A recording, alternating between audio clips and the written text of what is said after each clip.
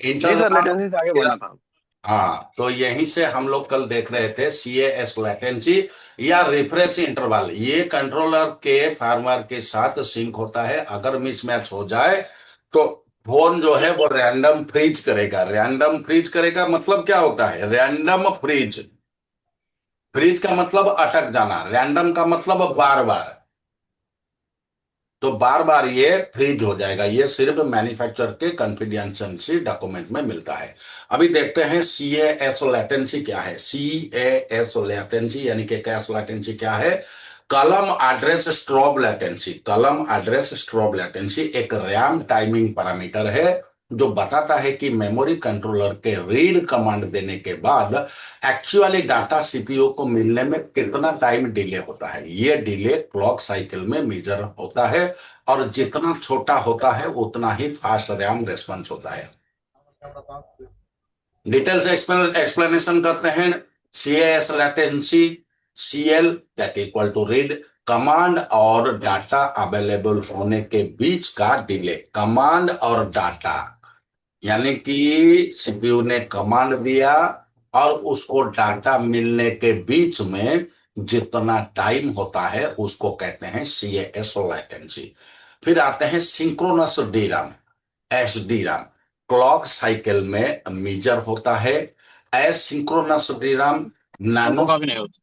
Major होता है। For example, अगर रैम का CAS लेटेंसी CL16 है और रैम 32 मेगाहर्ट्ज पर चल रहा है, इसका मतलब है कि रीड कमांड के बाद 16 क्लॉक साइकिल लगते हैं डाटा CPU को डिलीवर होने में। इसको जरा अच्छे से तुम लोग पढ़ लो। पढ़ लो और समझने का कोशिश करो। अगर रैम का कैश लेटेंसी 16 क्लॉक होता है, अगर रैम का कैश लेटेंसी 16 क्लॉक होता है और उसी टाइम अगर रैम 3200 मेगाहर्ट्ज पर चल रहा है, तो इसका मतलब है कि रीड कमांड के बाद 16 क्लॉक साइकिल्स लगते हैं डाटा CPU को डिलीवर होने में। समझ में आया कि नहीं आया? अगर रैम जी का स्पीड बढ़ जाएगा, अगर रैम का स्पीड बढ़ जाएगा तो मुझे बताओ, यहां पर क्लॉक स्पीड बढ़ेगा या घटेगा?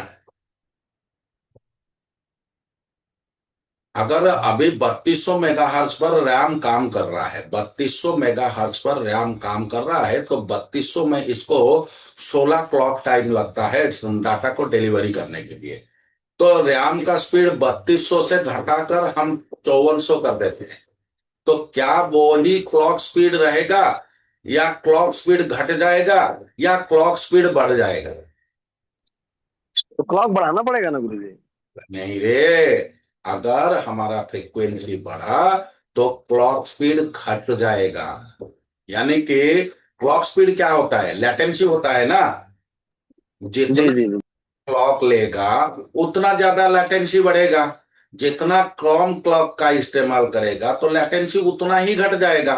तो रैम अगर 3200 में 5400 मेगाहर्ट्ज पे चला गया तो लेटेंसी भी घट जाएगा। इसका सिंपल और सीधा फंडामेंटल्स ये है कि अगर हमारे मोबाइल में या कंप्यूटर में रैम ज्यादा है तो हमारा प्रोसेस बहुत फास्ट होगा। अब क्लियर है क्या? जी जी। अब ये NAND program versus erase voltage. NAND flash flash के इरेज या प्रोग्राम के लिए अलग अलग हाई वोल्टेज पल्सेस जनरेट होते हैं। इरेज के लिए अलग होता है और राइट के लिए भी अलग होता है। 3 5 के स्पाइक्स होते हैं। 3 5 के स्पाइक्स होते हैं। जब इरेज करता है ये 3 स्पाइक्स को लेता है और जब राइट करता है ये 5 स्पाइक्स को लेता है। समझ में आया? 3 स्पाइक्स और 5 स्पाइक्स क्या है? जी जी।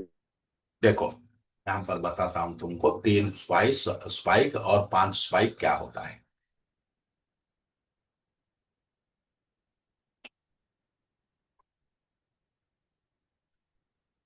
मान के चलो, मान के चलो तुम्हारा यहां पर EMMC है और यहां पर CPU है। ये सीपीयू ईएमएमसी के अंदर ये डाटा को इरेज करेगा, ये डाटा को वो इरेज करेगा। तो यहां पर 3 स्पाइक्स होंगे। ये 3 स्पाइक्स के अंदर ये इसको इरेज कर लेगा। अब मान के चलो यहां पर डाटा उसको राइट करना है, तो यहां वो 5 स्पाइक का इस्तेमाल करेगा, तब जाके वो डाटा को, हाँ, डाटा को राइट करेगा। तो रीड का इरेज करने के लिए 3 स्पाइक्स जरूरत होता है, और राइट करने के लिए 5 स्पाइक्स जरूरत होता है। ऑब्वियसली अगर 3 स्पाइक है तो टाइम हमें कम लगता है, टाइम हमें कम लगता है। अगर राइट करना है या प्रोग्राम करना है तो टाइम हमें ज्यादा लगता है। अब समझ में आया क्या? समझ में आया तो आगे बढ़े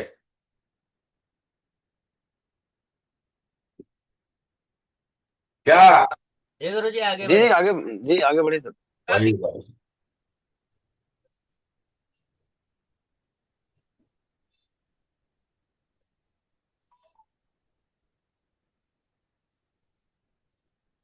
अरे यार, ये कहां से लकी रेट पर खिंच गया? चल कोई बात नहीं।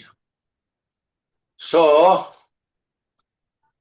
अगर पावर रेल अनस्टेबल हो तो नांड करप्ट हो जाता है।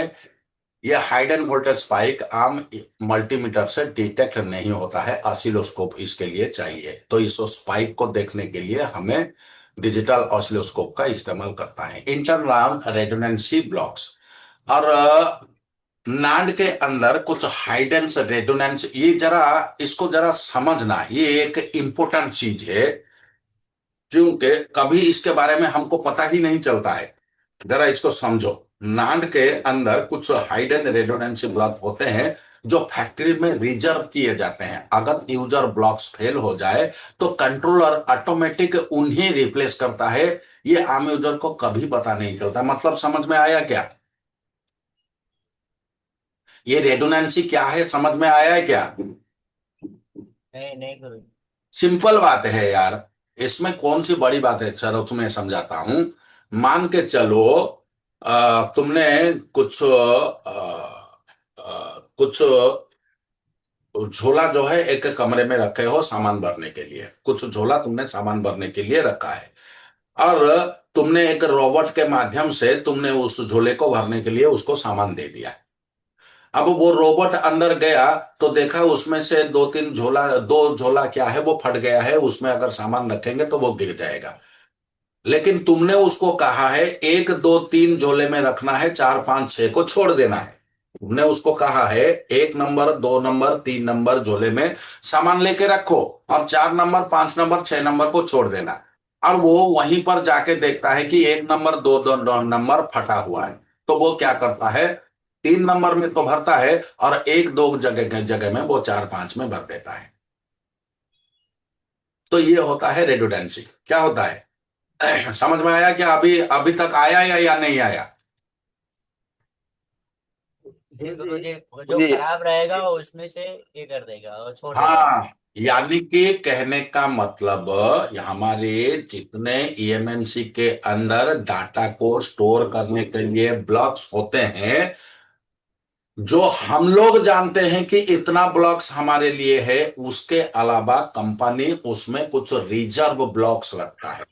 अगर तुम्हारा अपना ब्लॉक करप्ट हो जाए, तो जब ये माइक्रो कंट्रोलर के माध्यम से डाटा सेंड किया जाता है, अगर तुम्हारा अपना ब्लॉक करप्ट होता है तो उस डाटा को वो रिजर्व ब्लॉक में रख के उसके इस्तेमाल लायक बना देता है। इसको कहते हैं रेडुडेंसी। नांड के अंदर कुछ हाइडेंड रेडुडेंसी ब्लॉक्स होते हैं जो फैक्ट्री में रिजर्व किया जाता है। जैसे हमने ऐसे समझ लेते हैं ना, हम 100 सीट नौकरी के लिए गवर्नमेंट ने निकाला है, तो उसने उसमें क्या किया है, 50% रख दिया HT SC ST और ओबीसी कोटा में रख दिया ना। तो जो ओबीसी कोटा में आया वो ओबीसी खांचे में जाएंगे या जनरल में भी पहुंच जाएंगे? लाइन तो दो अलग अलग होता है ना सबका। दोनों में जा सकते हैं। लेकिन क्या एक जनरल ओबीसी कोटे में चला जाएगा? नहीं समझ में आया ना? फिर भी समझ चलो, 100 सीट निकाला है गवर्नमेंट ने किसी जॉब के लिए, उसमें 50 सीट रख दिया तुमने SC ST OBC के लिए। अब बाकी 50 सीट रहा जनरल के लिए। मान के चलो जनरल हो गए 30 और OBC हो गए 70। ओबीसी हो गए 70, 50% तो ओबीसी में भर गया। बाकी जो 20% ओबीसी रहा वो कहां जाएंगे? जनरल में घुसेंगे कि नहीं घुसेंगे? जी चलने जी पड़ेगा ना। तो वही चीज होता है रेडुडेंसी जो है। फैक्ट्री में जब ईएमएमसी तैयार किया जाता है तो वहां डाटा स्टोर करने के लिए कुछ रिजर्व ब्लॉक्स को निर्माण किया जाता है। जब हमारा माइक्रो कंट्रोलर अपने ब्लॉक में डाटा को स्टोर करने में असमर्थ होता है तो उस टाइम वो रेडुडेंसी ब्लॉक को इस्तेमाल करके डाटा को स्टोर करने का काम करता है। समझ में आया? आया? आगे बढ़े। जी जी बोलो। अभी देखते हैं DRAM सेल्फ टेस्ट मोड। अब DRAM के अंदर एक सीक्रेट सेल्फ टेस्ट मोड होता है जो फैक्ट्री में एनाबल किया जाता है। यह मोड नॉर्मल बोर्ड पर एक्सेसिबल नहीं होता है, पर फॉरेंसिक लैब इसको अनलॉक कर सकते हैं। इसके बाद आता है थर्मल सेंसर लोकेशन। EMCP के अंदर थर्मल सेंसर नांड के पास होता है, DRAM के पास नहीं होता है। EMCP के अंदर थर्मल सेंसर नांड के पास होता है, DRAM के पास नहीं होता है। मतलब अगर DRAM ओवरहीट हो तो सेंसर डिटेक्ट नहीं करेगा। This is a hidden risk. अब क्रॉस वेंडर ट्रैप में देखते हैं क्या है। सैमसंग का EMCP और माइक्रोन का EMCP एक्सटर्नली सेम लगते हैं। सैमसंग का EMCP और माइक्रोन का EMCP एक्सटर्नली सेम लगते हैं, यानी कि बाहर दोनों एक जैसा दिखते हैं, पर उनके बूट पार्टीशन मैपिंग अलग अलग होता है। अलग अलग होता है। अगर स्वैप कर दिया जाए तो फोन डेड हो जाता है। यह एक हाइडन कंपैटिबिलिटी ट्रैप है। क्या समझ में आया? तुम्हें क्या समझ में आया? अगर इसको पहले मुझे समझा दो, फिर मैं तुम्हें बताता हूं इसमें क्या मैंने क्या कहा तुमको। या और एक बार अच्छे से बोलिए ना। नहीं समझ में आया। हर एक AMMC के अंदर या EMCP के अंदर हाँ। EMCP के अंदर एक क्रॉस ट्रैप होता है, क्रॉस ट्रैप। और वो क्रॉस ट्रैप क्या है मैं तुम्हें यहीं पर दिखाऊंगा। जब तक नहीं दिखाता हूं तब तक तुम्हें समझ में नहीं आएगा। बोर्नियो को खुल जाने दो। वही तो ठंडा है।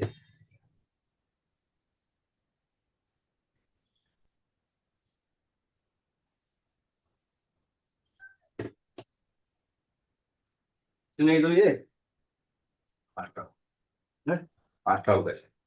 मेरा बॉल है ना कौन ये बॉल तो मित्र का काम करता हूँ मेरा सॉफ्टवेयर में अच्छा नहीं हुआ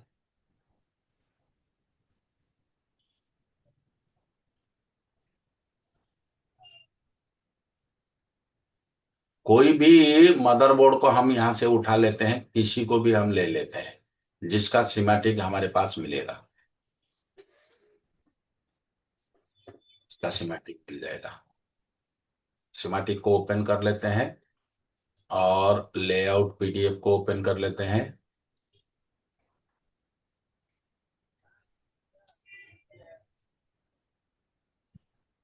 और सीमेटिक PDF को भी ओपन कर लेते हैं। अब जरा गौर से देखना, यहां पर हम आते हैं इसका EMMC के ऊपर। ये शायद इसका EMMC है EU4401। इसको यहां से कॉपी करो और सीमेटिक के अंदर लेके पेस्ट कर दो। अब दिख रहा है क्या तुमको? यहां पर हर एक बॉल के अंदर इसका अलग अलग नाम होता है। हर एक बॉल के अंदर इसका अलग अलग नाम होता है। अगर यहाँ पर M17 N17 P17 J15 J16 इस तरह का सारे नंबर को देखते हैं तो ये EMMC पावर के अंदर रखा है। VCC VCC क्यूब और VCC QM इस तरह पर रखा है। अगर यहाँ पर हम देखते हैं तो यहाँ पर EBI 0, यहाँ पर EMI 0, इस तरह का ये सारा चीज इसने रखा है। अगर मान के चलो ये सैमसंग है, अगर मान के चलो ये सैमसंग है, तो अगर वेंडर के हिसाब से देखे ये ये जो A3 से लेकर यहां तक C8 तक जितने सारे बॉल लगे हैं उनमें हमारा कनेक्शन है EMI 0 DQ0 DQ1 DQ2 इस तरह का नाम से होता है। अगर हमने कंपैटिबल EMMC नहीं लगाया, अगर हमने कंपैटिबल EMMC नहीं लगाया तो नीचे 254 होने के बावजूद भी ये बॉल में उसका अलग कनेक्शन हो जाएगा। यहां पर EMI 0 DQ0 है तो ये हो सकता है VDD2 VDD1 या VCCQ इस तरह का नाम से कनेक्शन हो जाए। तो अगर तुमने गलत वेंडर का गलत EMMC लगा दिया तो जहां तुम्हारा डाटा जाना चाहिए था वहां पर वोल्टेज चला जाएगा। इसीलिए जब भी हम EMMC को चेंज करते हैं तो कंपैटिबल को पहले ढूंढते हैं, ढूंढने के बाद उसको हम इस्तेमाल करते हैं ताकि हर लाइन, हर पॉइंट और हर बल जो है दोनों के साथ अच्छे से मिल जाए।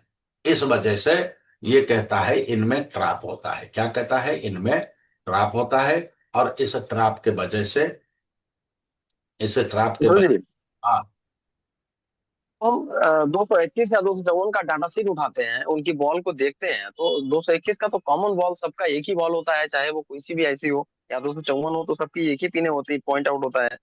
अगर तुमने एक बार कंपैटिबल बदल के देखो उसका चीज बदल जाएगा। तुमने जो 221 उठाया किसी भी कंपनी का, क्या तुमने उनका वर्जन को चेंज करके देखा था? नहीं सर, मान लीजिए हम सैमसंग की ही उठा रहे हैं, 254 या 221 उठा लिया, तो हम्म। उसका पैड कभी हम डाटा शीट देखने की कोशिश करते हैं, नेट से हम मिलाते हैं, तो हम्म। हम यही मान के चलते हैं कि वो सबका एक ही जैसा होगा। जो जो एनसी है वो एनसी है, जो वीसीसी है वीसीसी है, वीसीसीक्यू, या फिर नंबर के हिसाब से उनके पिने बदल जाती हैं। ये वर्जन के हिसाब से बदल जाते हैं। इसी को तो क्रॉस वेंडर ट्रैप कहा जाता है। इसी वजह से हम कंपैटिबल क्यों ढूंढते हैं। अगर हमारा सारा पॉइंट एक जैसा होता तो हम किसी को उठा के किसी के जगह में लगा देंगे ना। तो कंफर्टेबल तो इसलिए ढूंढा जाता है क्योंकि सर मान लीजिए उसमें रोम अलग है, रैम अलग है, या फिर इस तरह से अलग है, वो कोडिंग के हिसाब से नहीं उसको मैच करा पाता है। उसके पीछे अच्छा, वजह तो ये होती है ना गुरुजी। तो कंपैटिबल मतलब तुम ये समझे हो? कंपैटिबल का मतलब होता है दोनों का डाटा शीट एक बराबर होना चाहिए, ना कि रैम रोम के बारे में कोई पूछता है। कभी तुमने 4 GB के जगह में 6 GB रैम लगाते हो कि नहीं लगाते हो? जी जी, वो तो लग जाता है सर। तो रैम रोम यहाँ पर कोई मायने नहीं रखता है, या काउंट ऑफ बॉल्स कोई मायने नहीं रखता है। कंपैटिबल का मतलब है दोनों आईसी का डाटा शीट एक बराबर होना चाहिए, यानी कि हर बल, हर लेग के जो कंटिन्यूटी या कनेक्टिविटी है या जो नाम है दोनों में बराबर होना चाहिए। इसमें अगर EBI 0 11 नंबर बॉल पे है तो जो तुम लगाओगे कंपैटिबल वही 11 नंबर पे EBI 0 होना ही चाहिए, तभी वो काम करेगा। वरना तुमने अगर अलग लगा दिया, वर्जन चेंज कर दिया, तो वहां पर तुम्हारा ये चेंज हो जाता है। इस वजह से हमने तुमको कहा इसमें क्रॉस ट्रैप होता है कि जब भी तुम EMMC को चेंज करोगे और उस EMMC का कंपैटिबल EMMC पहले ढूंढोगे। कंपैटिबिलिटी का मतलब होता है दोनों का डाटा शीट बराबर होना चाहिए। रोम राम से कोई मतलब नहीं। कभी कभी तुम देखोगे 2 GB के जगह में हम 3 GB 4 GB भी लगा देते हैं, कभी 4 GB के जगह में 6 GB लगा देते हैं, कभी 6 GB के जगह में 4 GB लगा देते हैं। लगाते हैं कि नहीं लगाते हैं? जी जी जी, लगाते हैं सर। तो हमें बस डाटा शीट को देखना चाहिए। अभी देखते हैं। हाँ। सेम मॉडल सेम नंबर है, लगाने के बाद हाँ। तो अलग अलग ट्रांजेक्शन होता है। सेम हम्म। सेम मोबाइल सेम नंबर सब कुछ एमएमसी परफेक्ट एक ही था, वो लाइन की अलग अलग होता है, हम्म। हो सकता है। चलो एक बात तुम्हें बताता हूं। तुम्हारा नाम सैयद अली है, हाँ। और हिंदुस्तान में अगर सैयद अली नाम से ढूंढा जाएंगे तो 1 लाख 2 लाख 5 लाख या 1 करोड़ तक सैयद अली नाम से मिल जाएंगे। मिलेंगे कि नहीं मिलेंगे? हम 10 को लेते हैं, हम 10 को लेते हैं। हम, तुम्हारा नाम सैयद अली है और तुम्हारा लैंग्वेज आसामी है। आसामी है ना तुम्हारा लैंग्वेज? यस। अब आसाम में अगर ढूंढा जाए 10 सैयद अली और भी निकलेंगे जिनका लैंग्वेज आसामी होगा। होगा कि नहीं होगा? अब एक बात बताओ, क्या हर सैयद अली का बीबी एक है या सबका बीबी अलग अलग है? अलग अलग। क्यों अलग है भाई? तुम्हारा नाम तो सैयद अली है, तुम आसामी बोलते हो, तो तुम्हारा सारा बीबी एक जैसा होना चाहिए, क्यों नहीं होगा? अब बताते हैं, इसका कारण भी बता देते हैं, सुनो। इसलिए हर सेम मोबाइल है, सेम सब वही वही वही बता रहा हूँ, वही बता रहा हूं तुमको। सेम मोबाइल होने पर क्या दोनों में IMEI नंबर एक होता है या अलग होता है? IMEI नंबर अलग होता है, दोनों में सर्टिफिकेट एक होता है या अलग होता है? अलग अलग होता है। दोनों में जो EMMC लगा है उनमें से यूजर एरिया अलग होता है या समान होता है? तो यूजर एरिया तो मेरे को ख्याल से इतना जानता नहीं है। यूजर एरिया तो चलो और भी समझाता हूं। दोनों में RPMB काउंटर समान होगा या अलग होगा? सब अलग RPM होगा गुरु जी, कुछ मैच नहीं करेगा। तो इसका मतलब सैयद अली तुम्हें क्या समझ में आया? हम आया। क्यों दूसरे का same model, same version, same IC, same software सब कुछ होने के बाद भी हम दूसरे का EMMC क्यों नहीं लगा पाएंगे? क्योंकि RPMB counter, IMEI, ESN number, serial number, data sheet, ये सब कुछ अलग होता है। हर एक मोबाइल का अलग अलग होता है, इसीलिए हम उनका इस्तेमाल नहीं कर पाएंगे। और उसको अगर हमें इस्तेमाल करना पड़ेगा तो कैसे करेंगे? क्लास के दौरान हम तुम्हें क्लैरिटी से बताएंगे। तो तुम क्लास के लिए रेडी हो जाओ, तुम्हें मैंने जनवरी बैच में ऐड कर दिया है, ठीक है?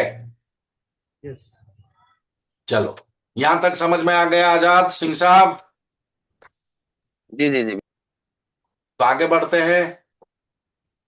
नॉन फ्लाश का डाटा रिटेंशन टेम्परेचर के साथ ड्रास्टिकली चेंज होता है। नॉन फ्लाश का डाटा रिटेंशन टेम्परेचर के साथ ड्रास्टिकली चेंज होता है। ध्यान रखो ये पॉइंट को। अगर EMMC तुम्हारा बहुत ज्यादा गर्म हुआ तो अचानक इनके डाटा जो है वो बदल जाता है। मैंने तुमको यहां कई बार कहा है कि जब भी तुम किसी UFS को गरम देके उसको उठा के अनलॉक करने का कोशिश करते हो तो UFS लगाने के बाद उसमें से डाटा गायब हो जाता है। होता है कि नहीं होता है? गुरु जी, ये एक बात है। जी जी गुरु जी, हुआ है।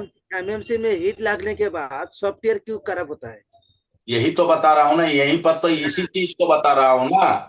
हाँ हाँ। नॉन फ्लैश का डाटा रिटेंशन यानी कि डाटा को रोकने की क्षमता जो होता है, डाटा को पकड़ के रखने का जो उसका ताकत होता है, अगर उसमें बहुत ज्यादा गर्मी हुआ तो ड्रास्टिकली ये चेंज हो जाता है। यानी कि अननोन के हिसाब से, यानी कि जो हमारे सोच के बाहर ये चेंज कर देता है। अगर 25 डिग्री सेल्सियस पर डाटा 10 ईयर तक सेफ रहता है तो 85 डिग्री पर सिर्फ कुछ महीने रहता है। अब समझ में आया क्या? ये तो समझ में आया था, लेकिन उसको बात यही था, उसको कितना टेम्परेचर हाई होने के लिए उसको चला जाता है।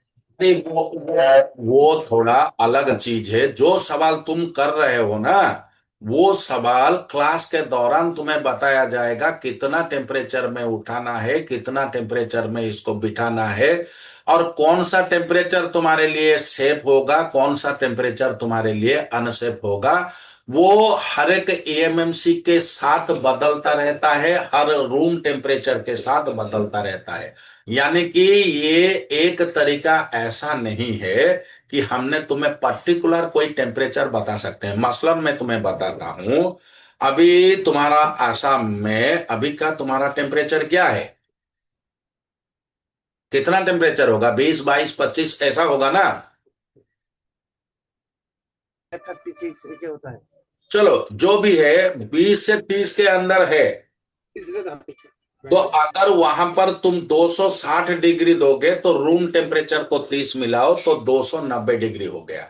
अगर वही चीज को हम जम्मू एंड कश्मीर में ले जाएंगे या लद्दाख में ले जाएंगे, अभी जम्मू एंड कश्मीर लद्दाख में माइनस टेम्परेचर चल रहा है, -3-5 डिग्री चल रहा है। अगर वहां पर तुम 260 दोगे तो माइनस करो, वहां से टेम्परेचर को माइनस करो, जहां तुम्हारा 290 में काम बन जाता था, वहीं पर उतने ही टेम्परेचर में कश्मीर में काम बनने का कोई सवाल नहीं है, क्योंकि वहां पर टेम्परेचर बढ़ने के बजाय घट जाता है। इसीलिए टेम्परेचर एक कांस्टेंट आइटम नहीं है, ये रूम टेम्परेचर स्टेट और अकॉर्डिंग टू तुम्हारा एरिया के हिसाब से ये बदलता रहता है। आई बात समझ में? समझ में आया? Yes yes. तो यहां पर डाटा रिटेंशन वर्सेस टेम्परेचर हमने क्या देखा कि अगर हमारा नाट फ्लास्क जो है 25 डिग्री सेल्सियस पर चलता है, अगर उसमें 25 डिग्री तापमात्रा हम उसमें जनरेट होता है, तो वो 10 साल तक डाटा को रिटेन और सेफ रखता है। यानी कि उसके अंदर जो डाटा हम लोग स्टोर करते हैं, सॉफ्टवेयर से लेकर अपना यूजर एरिया का डाटा, सबको वो 10 साल तक सेफ रखता है। अगर वही बात को अगर हम देखें, अगर टेम्परेचर हमारा 85 डिग्री में पहुंच गया, तो ये कुछ महीने में उस डाटा को करप्ट कर देता है। अभी तुम्हें समझ में आया क्या एक हाई एंड सेट और एक लो एंड सेट में फर्क क्या है? समझ में आया? कभी तुमने हाई एंड सेट को गर्म होते हुए देखा है क्या आजाद? हाई एंड सेट जी कभी सर। हाई एंड सेट कभी गर्म होता है? नहीं सर, गर्म नहीं, ऐसा कुछ तो नहीं होता, गर्म तो होता नहीं है। और लेके एक सस्ता मोबाइल ले लो, थोड़ी देर वीडियो देखो, क्या होता है? नहीं सर, हीटिंग बहुत ज्यादा होती है। तो इसमें इसमें फर्क क्या है?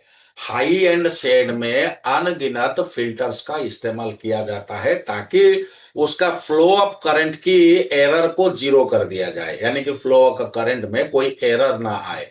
उसी जगह में अगर तुम लो एंड सेड में देखोगे, जहां उसकी जरूरत है एक फिल्टर, वही वहां पर वो इस्तेमाल करता है, वरना वो इस्तेमाल नहीं करता है। तो इसकी करंट फ्लो में बहुत सारा एरर होता है, जिस वजह से वो गर्म होता है। अभी मार्केट से तुम लोग सी बोर्ड खरीद के ले आते हो, मार्केट से सी बोर्ड खरीद के ले आते हो, और कंपनी के सी बोर्ड में क्या अंतर होता है?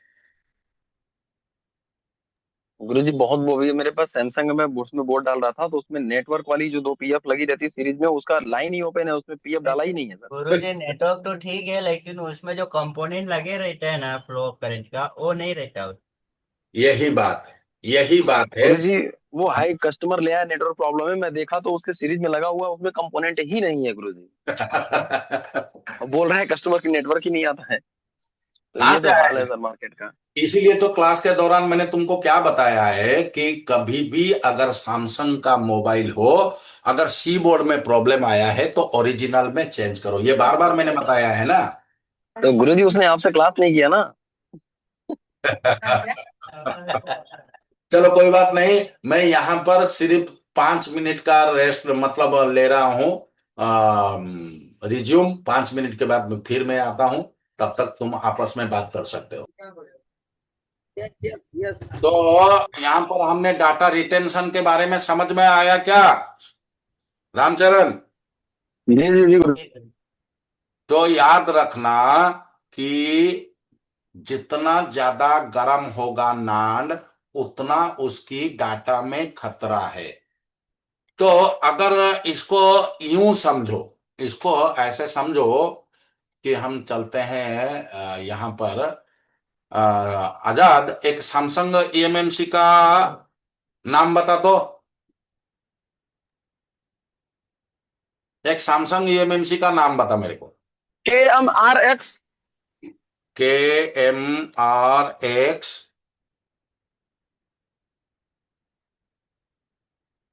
आगे? 1000 BM। चलो ये आ गया, यहां पर इसको हम ले लेते हैं। अब इसको सैमसंग में चलते हैं और इसको देखते हैं कहाँ गया सैमसंग वाला, कहाँ गया?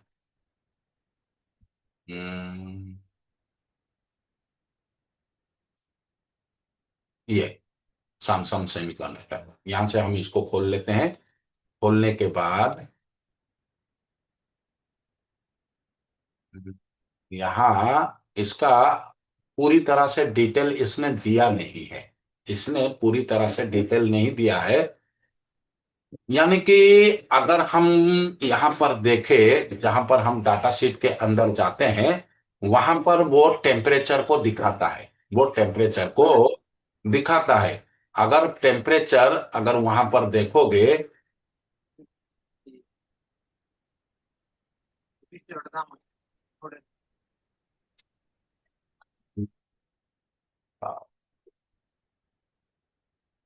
गुरुजी टेम्परेचर दिखाया था शायद। ये एमसीक्यू क्या हुआ? दिखाया था टेम्परेचर।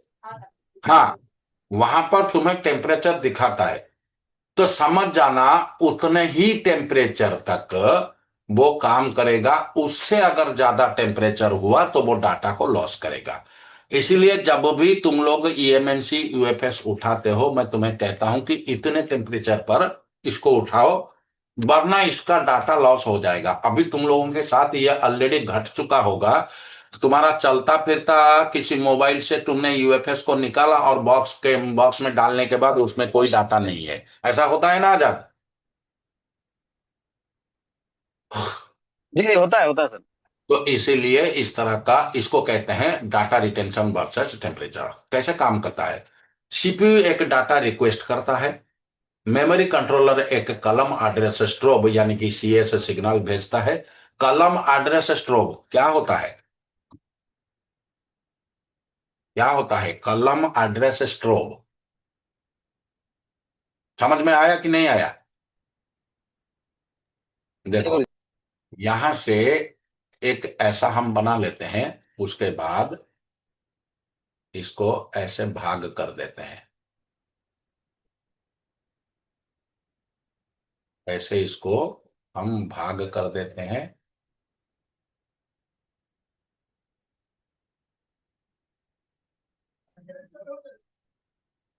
यहां से ये जो बना, इसको कहते हैं कलम एड्रेस। अगर हम इस तरह का करते हैं, इस तरह का, तो ये कहलाया जाता है रो एड्रेस। यानी कि एक हमारे हिंदी शब्द में अगर कहा जाए, इसको कहते हैं धाड़ी और इसको कहते हैं स्तंभ।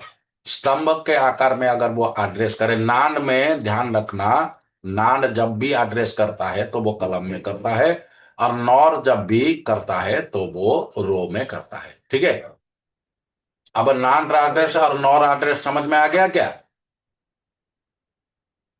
आया क्या?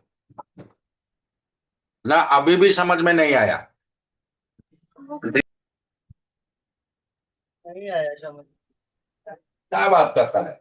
चलो ठीक है, इसको समझाने के लिए हम दूसरा तरीका इस्तेमाल करते हैं। क्या हुआ है, तुम्हारे एक दुकान में बहुत सारा किताब है, बहुत सारा किताब है, और तुमने अपने कर्मचारी को बोला कि भैया जाओ फलाने शेल्फ में रामचरितमानस है, उसको उठा के लेके आओ। अब वो गया वहां पर, उसको रामचरितमानस मिला नहीं, या वो ढूंढ नहीं पाया, या वो पढ़ना जानता नहीं है रामचरितमानस कौन सा है। तब वो क्या करेगा? उस सेल्फ में जितना किताब है, एक के ऊपर दूसरा, दूसरे के ऊपर तीसरा, तीसरे के ऊपर चौथा, जितना किताब है सब अपने हाथ में पकड़ के लेके तुम्हारे सामने रख देगा। रखेगा कि नहीं? जब रखेगा, तुम अपने आप वहां से तुम्हारा जो रामचरितमानस है वो तुम निकाल के ले जाओगे।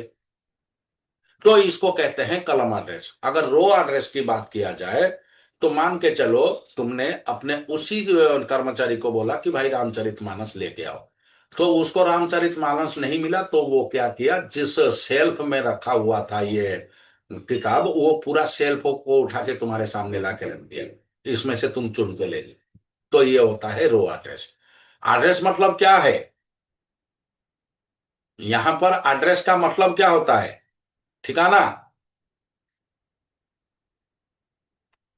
क्या होता है एड्रेस का मतलब? क्या होता है? ठिकाना होता है क्या? जी सर, यही तो होता है जहाँ पहुंचना रहता है उसको। नहीं नहीं नहीं नहीं, एड्रेस का मतलब, अभी मैं बताता हूं तुमको। तुम्हारे यहाँ एक भजन समारोह चल रहा है, और मैंने बोला कि आजाद तुम जाके सारे भक्तों को एड्रेस करो। मतलब क्या हुआ? निगरानी देखना। ना ना, एड्रेस करो मतलब, संबोधन संबोधन करना। नहीं नहीं, बोलना, बोलना, भाषण देना। एड्रेस करने का मतलब होता है, हाँ और वही संबोधन करना जाके। संबोधन मेरे को सम्मोहन सुना, संबोधन करना। तो जब भी मेमोरी कंट्रोलर एक कॉलम को एड्रेस करता है, यानी कि मांगता है, तो सीएस सिग्नल भेजता है, यानी कि ये लैटेंसी वहां पर सिग्नल भेजता है। राम इंटरनली उस कॉलम को एक्टिवेट करता है, रैम उस कॉलम को, सारे चीजों को, सारे डाटा को एक्टिवेट करता है। कैश लैटेंसी जितनी हाई होगी उतनी ज्यादा वेट करना पड़ेगा डाटा को एक्सेस करने के लिए। अब समझ में आया क्या? समझ में आया तो आगे बढ़े, नहीं तो फिर से दोबारा इसको चालू करेंगे। बोलो। नहीं, आ गया गुरुजी। चलो, यहां पर पहले हमने देखा रेडुडेंसी ब्लॉक के बारे में हमने पढ़ा। रेडुडेंसी ब्लॉक जो है वो फैक्ट्री में कुछ ब्लॉक को रिजर्व करके रखा जाता है। कभी कभी हमारा अपना ब्लॉक अगर वो बैड सेक्टर में चला जाए तो वहां पर रेडुडेंसी ब्लॉक का हम इस्तेमाल करते हैं। तो नॉन फ्लैश जो ईएमसीपी के अंदर होता है एक तरह का स्टोरेज एरिया होता है, छोटे छोटे ब्लॉक्स में डिवाइड होते हैं। मैन्युफैक्चरिंग के टाइम कुछ ब्लॉक्स को डिफेक्टिव निकल जाते हैं, कुछ ब्लॉक्स डिफेक्टिव हो जाते हैं। इसके बारे में भी हम लोग कल पढ़े थे। इस प्रॉब्लम को सॉल्व करने के लिए मैन्युफैक्चरर चिप के अंदर एक्स्ट्रा स्पेयर ब्लॉक्स रिजर्व करके रखते हैं। ये स्पेयर ब्लॉक को ही रेडुडेंसी ब्लॉक कहते हैं। यहां तक क्लियर हो गया पूरी तरह से? बोलो। जी जी सर। ठीक। पूरी तरह से क्लियर हुआ ना? गुरुजी जंक फाइल क्या यही रेजिडेंशियल ब्लॉक को ऑक्युपाई कर लेता है क्या? हाँ,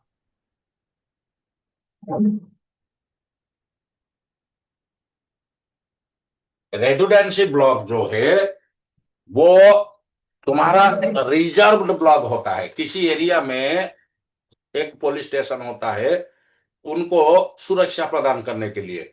जब तुम्हारा वहां पर कोई भी इंसिडेंट आपे से बाहर हो जाता है तो वहां पर आरपीएफ का डिप्लॉय किया जाता है, क्या रिजर्व पुलिस फोर्स का।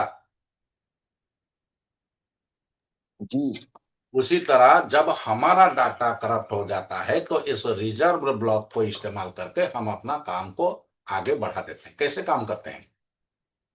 जब नांड एक ब्लॉक का फेल हो जाता है, यानी कि रीड या राइट करने में, तो कंट्रोलर उस ब्लॉक को बैड मार्क कर देता है। वहां पर कंट्रोलर उसको बैड में डिक्लेयर कर देता है और इसके जगह रेडुडेंसी ब्लॉक को एक्टिव कर देता है ताकि वही डाटा रेडुडेंसी ब्लॉक में जाके रह जाए। यूजर को लगता है कि स्टोरेज बिल्कुल नॉर्मल चल रहा है, पर असल में चिप अपने हाइडन ब्लॉक्स को यूज कर रहा होता है। समझ में आया? समझ में आया? आगे बढ़े। जी गुरुजी। तो एनालॉजी क्या है आसान में समझने के लिए? सोचो एक लाइब्रेरी है जिसमें 100 स्लैब्स होते हैं, एक लाइब्रेरी है जिसमें 100 सेल्फ्स होते हैं। अगर एक सेल्फ टूट जाए तो लिब्रेरियन उसको बंद कर देता है, लाइब्रेरियन उसको बंद कर देता है और एक हाइडन स्पेयर सेल्फ को खोल देता है जो पहले से रिजर्व होता है। अगर तुमने तुम्हारे दुकान में बहुत सारा सेल बना हुआ है, कोई सेल अगर टूट गया है, जो सेल तुम्हारा इस्तेमाल नहीं होता है, तुम उस टूटा हुआ सेल का सारा सामान उसमें लेके रख देते हो।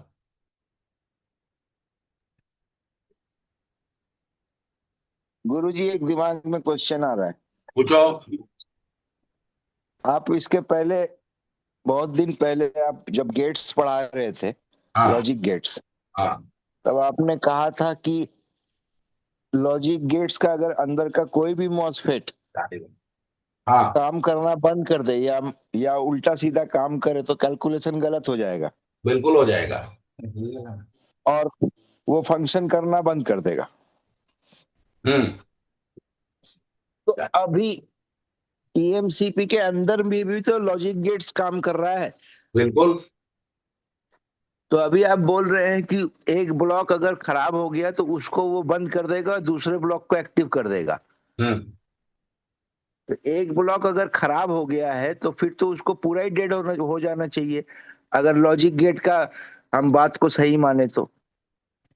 लॉजिक गेट का इनपुट क्या होता है? अभी याद नहीं है गुरुजी।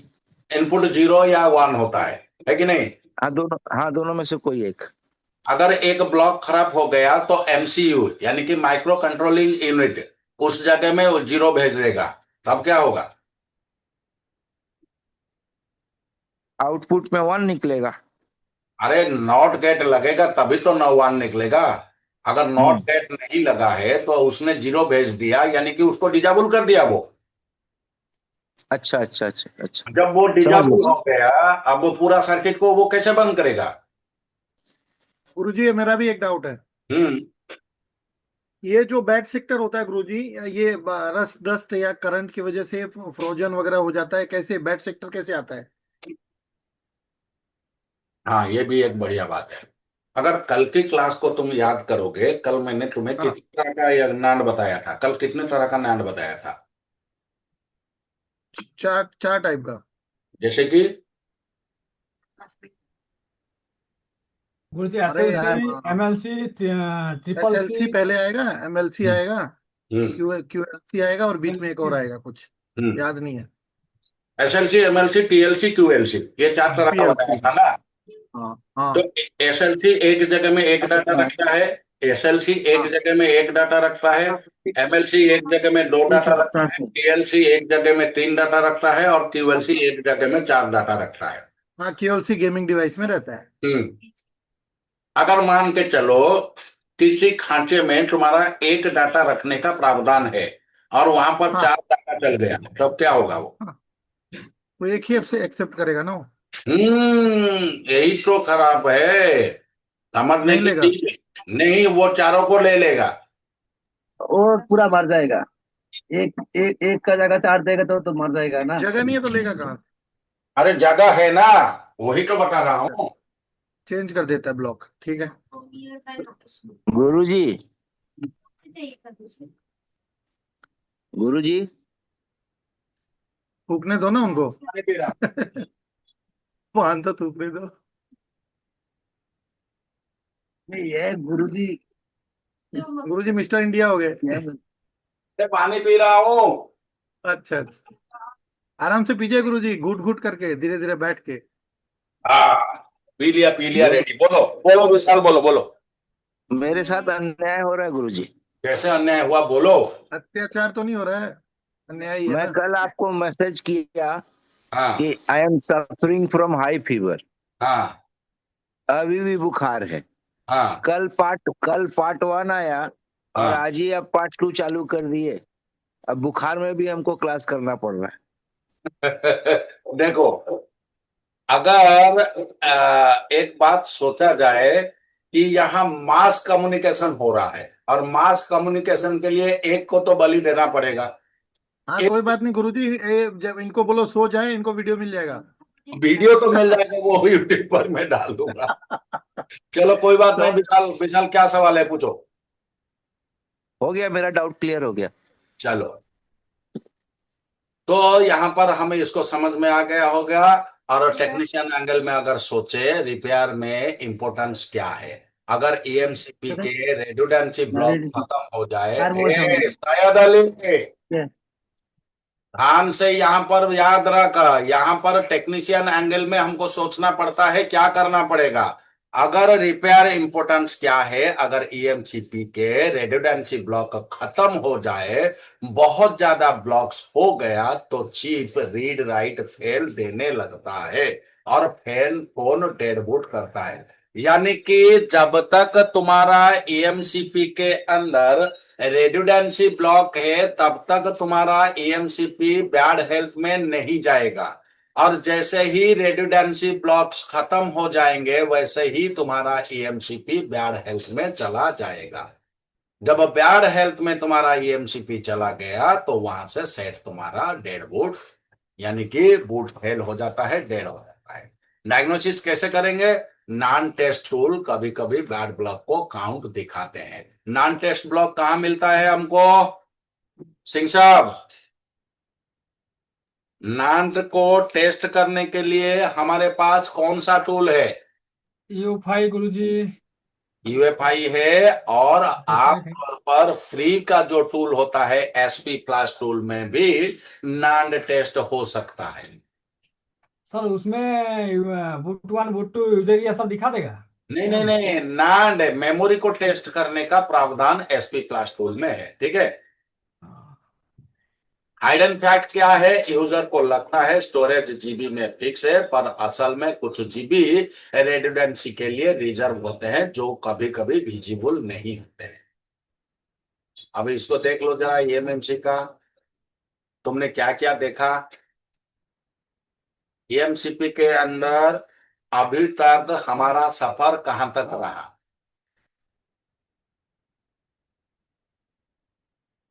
गुरुजी इसमें कंट्रोलर कहाँ लगा हुआ है? क्या? ईएमसी के अंदर तो कंट्रोल लगा रहेगा। हाँ, कंट्रोलर लगा है ना। ये कंट्रोलर लगा के मैंने दिखाया ना यहाँ पर। बगैर कंट्रोलर का कोई यही तो कल के क्लास में मैंने क्या बताया था कि मान के चलो तुम्हारा ईएमएमसी पूरी तरह से सही है, हाँ। अगर कंट्रोलर खराब हो जाए तो कंट्रोलर क्या है? कंट्रोलर एक इंडिकेटर है। मीडिएटर है। वो सीपीयू के भाषा को ईएमसीपी में तब्दील करता है और ईएमसीपी की भाषा को सीपीयू की भाषा में तब्दील करता है, तभी जाके हमारा प्रोसेस चलता है। अगर बीच में मीडिएटर ही गायब हो जाए तो रूसी चीनी आपस में बात करते रहे, ना ये उसको समझेगा ना वो इसको समझेगा। हम्म। आई बात ना समझ में? हम्म। अब यहां तक जितना हम लोगों ने पढ़ लिया, ये पूरी तरह से क्लियर हुआ कि नहीं? यहां पर समरी में बताओ मुझे। Dual power rails, hidden boot verification, ECC engine, OTP block, die ID, thermal sensor और रेडुंडेंसी ब्लॉक, बॉस आर्बिट्रेशन और डाटा रिटेंशन, ये खत्म हो गया तो क्या रे आजाद, सो गया क्या? नहीं गुरुजी ठीक है, कोई दिक्कत नहीं। तो बताना चाहिए ना। यहां तक क्लियर हो गया ना? जी जी। चलो आगे बढ़ते हैं।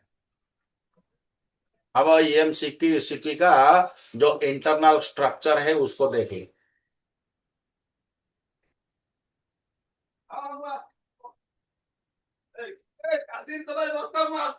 पूरी तरह से उसका अंदर को झांक के देखो, उसके अंदर क्या होता है।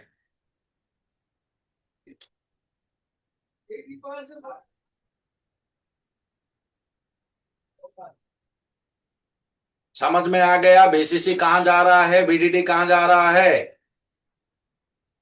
जी जी जी जी जी। चलो आगे सर बढ़। ये ये बीडीडी, बीडीडी सर ये सर, ये बीडीडी का बीडीडी मतलब का सर ये मतलब सर, ये बीसीसी क्यू बीसीसी और क्यू और बीसीसी 2 बीसीसी होता है टू होता इसमें। है इसमें। हमें डबल बीडीडी। डबल हो रहा है। गुरुजी बीसीसी तो समझ में आया, बीडीडी तो इसमें सर, इसको दो बीसीसी और बीसीसी क्यू, दो वोल्टेज इसको जाते हैं ना गुरुजी? हाँ, लेकिन रैम के लिए थोड़ी बीसीसी क्यों जा रहा है, रैम के लिए बीडीडी जा रहा उसको है। उसको मॉसफेट का वोल्टेज चाहिए होता है सर। हाँ, उसको मॉसफेट का वोल्टेज जी जी। चाहिए होता है। और क्यों चाहिए होता है? क्योंकि इनमें एनएम ज्यादा होता है, नैनोमीटर इनमें ज्यादा होता है, और जहां डिस्टेंस ज्यादा हो गया वहां एम्पियर की ज्यादा खपत होगा। जी जी जी। सर इसीलिए इस लाइन में हमको जीआरबी जो होता है ना सर, मतलब बहुत मिनिमम मिलता है, कम से कम मिलता है बीडीडी वाली लाइन में। वही तो मिलेगा ना, वो मिलेगा। जी। अब इसको आराम से देख लो, तुम्हारा पूरा ईएमसीपी का स्ट्रक्चर है जो मैं कल तुमको बता रहा था। एक ईएमसीपी जो है वो एक ही ब्लॉक नहीं होता है, कई ब्लॉक उसके ऊपर चिपकाए जाते हैं, तभी जाके तुम्हारा एक ईएमसीपी बनता है। देख लो।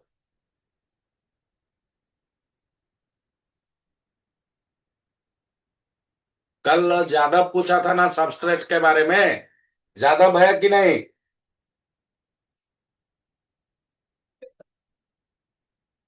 अब सबस्ट्रेट समझ में आ गया क्या?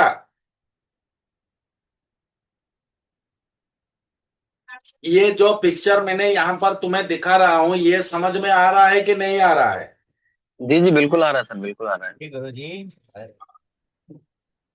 तो इस तरह का एक ईएमसीपी होता है, लेकिन हमको लगता है कि ये एक पीस ऑफ क्या है, ये एक पीस ऑफ सर्किट हमको पता चलता है, लेकिन ये वन पीस ऑफ सर्किट नहीं होता है, ये कई सर्किट का मिला के एक सर्किट बनाया जाता है। और हर सर्किट के अंदर इंटरकनेक्ट होता है।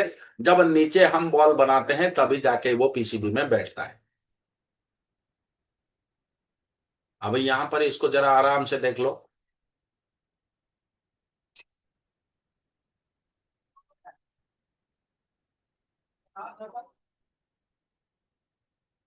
कल मैंने तुमको क्या बताया था, कैसे इनके बीच में डाटा का लेन देन होता है। अब यहां से पूरी तरह से क्लियर हो गया क्या?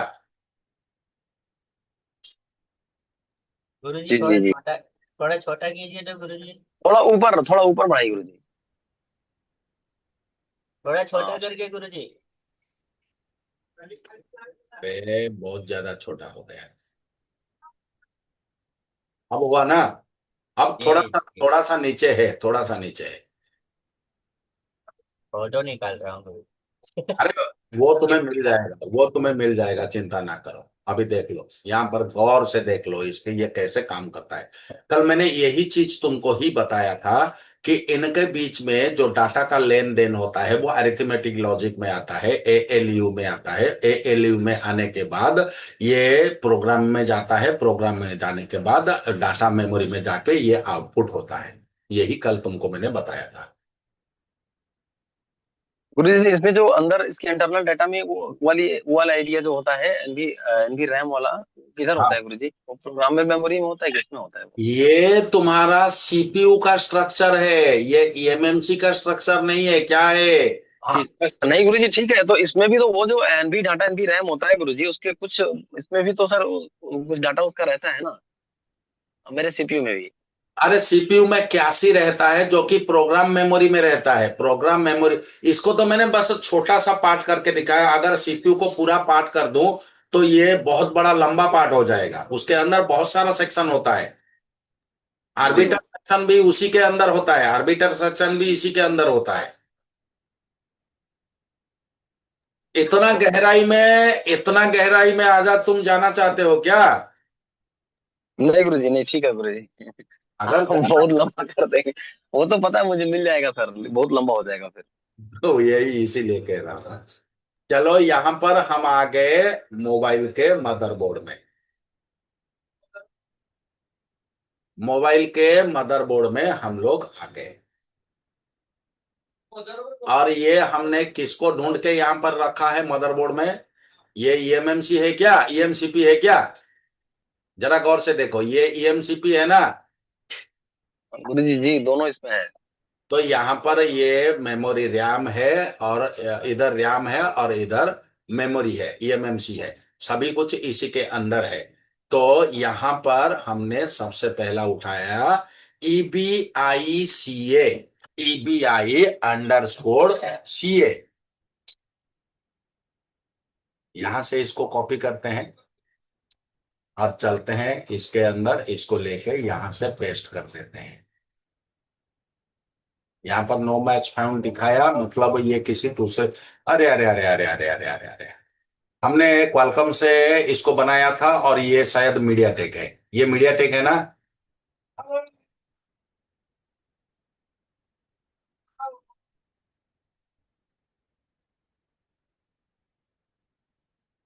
हाँ ये मीडिया टेक है। इसीलिए वो, चलो यहाँ पर हम देख लेते हैं उसको, फिर सर्किट के साथ उसको मैच करेंगे।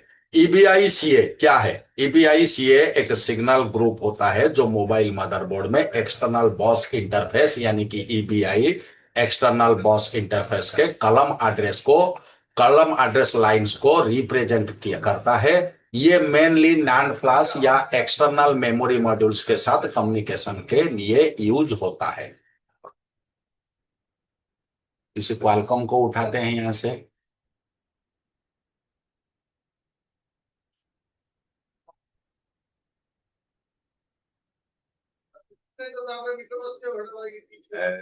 ये नोट 8 ही ले लिए होते गुरुजी।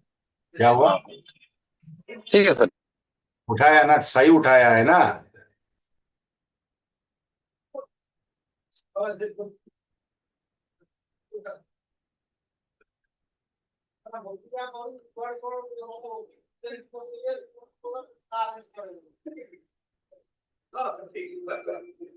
अरे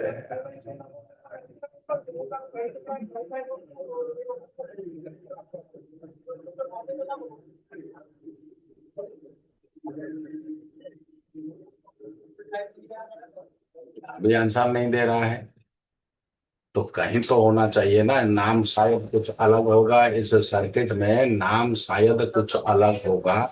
यहां से सिंपल हम क्या करते हैं, ईएमएमसी को उठा लेते हैं। और ये इसमें से कौन सा ईएमएमसी है, इसमें कौन सा ईएमएमसी है? ऊपर वाला होगा गुरुजी।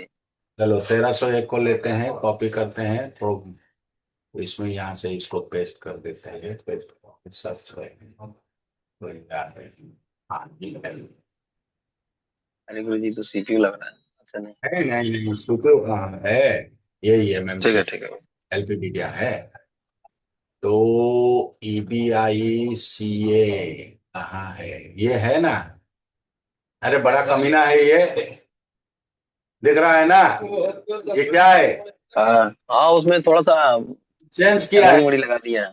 जीरो कर दिया है, ईबीआई जीरो। जी जी तो जी ईबीआई जी जी ये ईबीआई सी है, यहाँ पर Y3 Y2 W2 W3 D3 ये सारे बॉल में कनेक्ट हुआ है। ईबीआई सी क्या है ना, ईबीआई सी एक सिग्नल ग्रुप होता है जो मोबाइल के मदरबोर्ड में एक्सटर्नल बस इंटरफेस, यानी कि ईबीआई का फुल फॉर्म हो गया एक्सटर्नल बस इंटरफेस के कलम एड्रेस लाइन को रिप्रेजेंट करता है। ये मेनली नॉन फ्लैश या एक्सटर्नल मेमोरी मॉड्यूल्स के साथ कम्युनिकेशन के लिए यूज होता है। ईबीआई सिग्नल क्या होता है, फुल फॉर्म हो गया एक्सटर्नल बस कंट्रोलर्स, और सीए का मतलब हो गया कलम एड्रेस। ये सिग्नल ग्रुप एड्रेस लाइन होता है जो नॉन फ्लैश या एक्सटर्नल मेमोरी को बताता है कि डाटा किस कलम से रीड या राइट करना है, किस कलम से रीड या राइट करना है। अगर तुम्हें अभी भी ये याद होगा कि हमने जब तुम्हें ईएमएमसी यूएफएस के बारे में पढ़ाया था, याद है क्या? याद है? गुरुजी भूल रहे हैं। क्या बात है?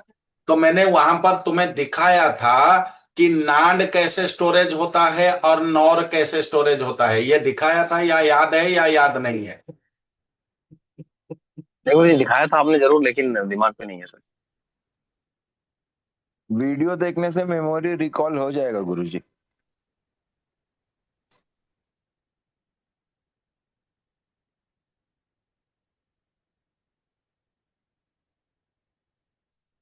इसमें शायद नहीं होगा।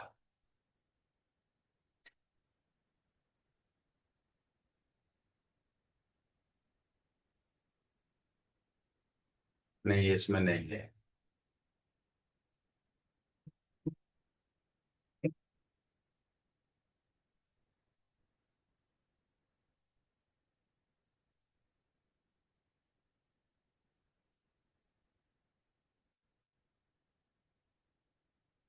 अरे यार ये भी नहीं।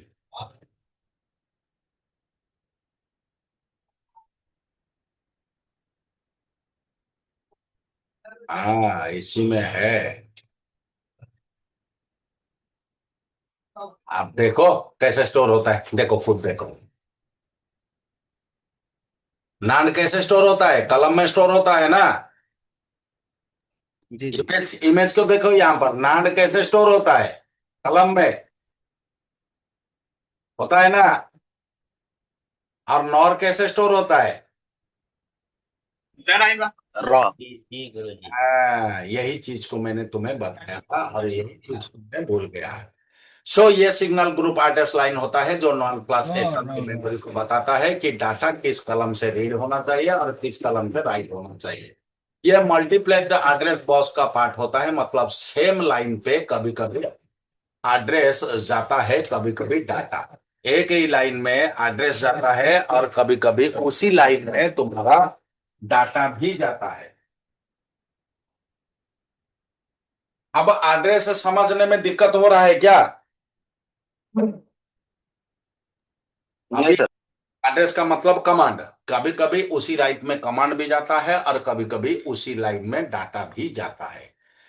ईबीआई सिग्नल का रोल क्या होता है, कलम एड्रेसिंग नॉन फ्लैश में डाटा रो और कलम में स्टोर होता है। ईबीआई लाइंस कलम को सिलेक्ट करने के लिए यूज होता है, टाइमिंग कोऑर्डिनेशन क्या है? ये सिग्नल कंट्रोलर के साथ टाइमिंग के साथ सिंक होता है। अगर मिसमैच हो जाए तो रीड राइट एरर दे देता है। ब्रूट प्रोसेस में रोल क्या है? नांड से बूट होने वाले डिवाइस में EBICA सिग्नल बूट पार्टीशन को एक्सेस करने में हेल्प करता है।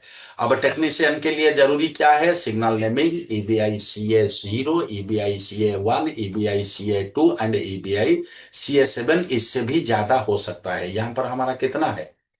CA9, EBI 0, CA9। और यहां पर मैंने तुम्हें दिखाया है कितने तक? 7 तक। इससे भी ज्यादा हो सकता है। हर लाइन एक बिट को रिप्रेजेंट करता है, तो टोटल एड्रेस बिट डिफाइन होता है। हर लाइन एक बिट को रिप्रेजेंट करता है और टोटल एड्रेस विड्थ डिफाइन करता है। यानी कि एक बिट में दूसरा बिट का कितना डिफरेंस है। तो हमारे हर एक EMMC के अंदर या EMCP के अंदर मैक्सिमम विड्थ कितना होता है? मैक्सिमम विड्थ कितना होता है? गुरुजी 8। 8 बिट्स होता है। कभी कभी हम जब ISP करते हैं तो 1 बिट पे काम करते हैं। अगर चिप अप करके हम काम करते हैं तो हम 8 बिट पे काम करते हैं। फॉल्ट सिम्टम क्या है? अगर EBICA लाइन शॉर्ट या ओपन हो जाए, नांड डिटेक्ट नहीं होता है, फोन बूट नहीं करेगा या फ्लैश फेल हो जाएगा। डायग्नोस्टिक टूल क्या है? ऑसिलोस्कोप पे EBICA लाइंस पर पल्स चेक करो। During boot multimeter continuity test करो। नांड प्यार से PMIC के कंट्रोल तक इसका लाइन को चेक करो। फिर आता है EBIDQ। EBIDQ तो ऑब्वियसली वहां पर EBICA हमने लिखा, वो दिखाया नहीं क्योंकि वहां पर 0 था। अगर यहां पर हम EBI0DQ कर दे तो शायद हमारा ये डिटेक्ट हो जाएगा EMMC के अंदर ये लाइन। चलो इसको यहां से लेते हैं और लेके इसको यहां से पेस्ट कर देते हैं और EBI के पास एक 0 दे देते हैं। अब सर्च करते हैं, देखते हैं मिलता है क्या। अब मिल गया क्या? क्या रामचरण, मिला कि नहीं मिला? गुरुजी पूरा मिल गया सब कुछ। देखो ये EBICA हमने देखा, कलम एड्रेस को देखा, ये कितना था। अब DQ को देखते हैं, ये देखो कितना सारा है। तो यहां से अगर हम राइट क्लिक करते हैं तो यहां पर इस तरफ आया EBIDQS0T, ये बहुत सारा है। तो यहां पर इसको पहले हम समझ लेते हैं ये है क्या चीज। फुल फॉर्म होता है external boss interface data Q. DQ का मतलब क्या होता है? Data Q. ये सिग्नल डाटा लाइंस होते हैं जो नैंड फ्लैश या मेमोरी मॉड्यूल से एक्चुअल डाटा को CPU के कंट्रोल तक ले जाते हैं। ये बाई डायरेक्शनल होते हैं। बाई डायरेक्शनल समझ में आता है? बाई डायरेक्शनल समझ में आता है? तो जिस तरफ एक ही तरफ दिशा होता है, राइट एक्शन। यानी कि जिस तरफ से रीड भी करेगा उसी तरफ से वो right. राइट भी करेगा। right. जिस तरफ से डाटा सेंड करेगा उसी लाइन से भी वो डाटा को रिसीव भी करेगा। ये बाई डायरेक्शनल होते हैं, मतलब रीड भी करते हैं और राइट भी करते हैं। EBIDQ सिग्नल का रोल क्या होता है? ना डाटा ट्रांसफर, नॉन फ्लैश में जो डाटा स्टोर होता है वो EBIDQ लाइन के थ्रू कंट्रोलर तक आते हैं। फिर जब कंट्रोलर डाटा को राइट करता है नांड में, तब भी ये लाइंस यूज होते हैं। सिग्नल विड्थ क्या है? यूजुअली EBIDQ 0 से EBIDQ 7 तक 8 बिट डाटा बॉस होता है। हर जगह में 8 बिट ही होता है। अगर उसमें ज्यादा लिया गया है, अगर किसी में ज्यादा EBIDQ लिया गया है तो उसको ऐसे कर दिया जाएगा। कैसे डाटा रीड राइट कैसे होता है? पहले मुझे ये तो बता दो, डाटा कैसे रीड राइट होता है? कल मैंने तुमको बताया था ना डाटा रीड राइट कैसे होता है। याद आया कि नहीं आया? सर एक बिट डाउन करके जब तक 8 बिट कंप्लीट नहीं होगा, जब तक हमारा 8 बिट कंप्लीट नहीं होगा। मसलन अगर ये हम समझ के चले, अगर ये हम समझ के चले कि यहाँ से हमारा डाटा आया, यहाँ से हमारा डाटा आया, 1 बिट हाई किया, हाई हाई हाई हाई तक गया, फिर 1 बिट लो किया, फिर 1 बिट हाई किया, फिर 1 बिट लो किया, 1 बिट हाई किया, फिर 1 बिट लो किया, एक बिट हाई किया, फिर एक बिट लो। ए चौधरी, कौन सोल्व कर रहा है? तो ये हुआ 1, ये हुआ 0, ये हुआ 1, ये हुआ 0, ये हुआ 1, ये हुआ 0, ये हुआ 1, ये हुआ 0। यानी कि ये 4 बिट को हाई करेगा, 4 बिट को लो करेगा, तभी जाके 1 बाइट बनेगा, तभी जाके 1 बाइट बनेगा। अब जब 1 बाइट बनेगा तभी जाके वो ब्लॉक में स्टोर होगा, तभी जाके वो ब्लॉक में स्टोर होगा। उससे जब तक 1 बाइट नहीं बनता है तब तक वो स्टोर नहीं होगा। अब समझ में आया क्या? आगे बढ़े। जी जी गुरु। सो यहां पर हम क्या देखते हैं? यूजुअली ईबीआई डी 0 से DQ 0 से ईबीआई DQ 7 तक 8 बिट का डाटा होता है। हाई एंड नांड में ये 16 बिट या 32 बिट का भी होता है, 16 बिट या 32 बिट का भी होता है। तो क्या 16 बिट 32 बिट होने पर ये 16 बिट का स्टोर करेगा या 32 बिट का स्टोर करेगा, या 8-8 करके 16, 8-8 करके 32 करेगा? कैसे करेगा? गुरु जी पहले तो वेट करेगा, जब एक 8 हो जाएगा तो उसको स्टोर कर लेगा, फिर अगला 8 आएगा तब उसको स्टोर करेगा। बस बस, यानी कि ये मत समझ जाना 16 बिट या 32 बिट हो रहा है मतलब 32 बिट एक जगह में रहेगा, नहीं। ये 8-8 बिट करके 4 भागों में इस्तेमाल करके, हिस्सा करके इसको रखेगा। टेक्नीशियन के लिए जरूरी क्या है ना? Signal naming EBI DQ 0, DQ1, DQ2 up to DQ7 से भी ज्यादा हो सकता है। हर लाइन एक बिट कैरी करता है, हर लाइन एक बिट कैरी करता है। टोटल मिलके एक बाइट या वर्ड बनता है। फुल सिम्टम्स क्या है? अगर कोई DQ लाइन शॉर्ट या ओपन हो जाए तो डाटा करप्ट हो जाता है, क्योंकि जब तक तुम्हारा 8 बिट बनेगा नहीं तो वो डाटा को स्टोर करेगा नहीं। अगर DQ 0 से लेकर DQ7 के बीच में अगर कोई लाइन तुम्हारा डिस्टर्ब हो गया, कट हो गया, मिस हो गया, या उसमें लगा हुआ कोई कैपेसिटर खराब हो गया, तो वहां पर डाटा 8 बिट के जगह में 7 बिट जाएगा। 7 बिट जाने के कारण वहां पर डाटा तुम्हारा स्टोर नहीं होगा। यहां तक क्लियर है क्या? आगे बढ़े। गुरुजी हाँ, एक कंफ्यूजन है। बताओ। जब हम लोग डेटा को रीड करते हैं हाँ, तो वहां पे बिट सेलेक्ट करते हैं रीड या राइट करने के टाइम पे। बीट सिलेक्ट करते हैं नहीं, या विड्थ सिलेक्ट करते हैं? नहीं नहीं, बिट बिट 4 बिट 8 बिट करते हैं ना किसी किसी में। वो बैंडविड्थ होता है, बैंडविड्थ। वो विड्थ होता है, वो बीट नहीं होता है, वो विड्थ होता है। तुम्हें 4-4 करके रीड करना है, 1 करके रीड करना है, या 8 करके रीड करना है? एक वक्त में तुम्हें कितना करना है? अच्छा अच्छा। एक वक्त में अगर देखो, ये हमने तो जितना ज्यादा बिट्स में रीड करेंगे उतना जल्दी रीड हो जाएगा। 8 से ज्यादा तो आपका होता ही नहीं है। हाँ वही, मैक्सिमम 8। हाँ, मैक्सिमम 8 है, तो 8 के अंदर तुम्हें जो जितना नाचना है नाचो। 8 के अंदर ही तो, अगर मान के चलो तुमने ISP किया है, ISP में तुमने कितने डाटा को कनेक्ट किया है बताओ? एक। चार। एक। हाँ, तो 1 को किया हो तो 8 बिट करेंगे तो थोड़ी ना वहां पर रीड होगा हमारा। हमें 1 बिट चाहिए। अगर EMMC को उतार के हमने बॉक्स में लगा दिया तो सारे बिट, हाँ सारा विड्थ हमारा जुड़ गया है, ऑटो इंटरफेस हमारा जुड़ा हुआ है, तो 8 बिट में हम रीड करेंगे या राइट करेंगे? समझ गया। अगर कोई DQ लाइन शॉर्ट या ओपन हो जाए तो डाटा करप्ट हो जाता है, फ्लैशिंग फेल हो जाता है, बूट लूप या रैंडम क्रैश हो सकता है। इसके बाद देखते हैं ZQ0। ये ZQ0 एक सिग्नल है जो DRAM कैलिब्रेशन के लिए यूज होता है। ZQ0 एक सिग्नल होता है जो DRAM कैलिब्रेशन के लिए यूज होता है। ये आम टेक्नीशियन को रेयरली मालूम होता है, पर चीप लेवल डिबगिंग में काफी इंपॉर्टेंट होता है।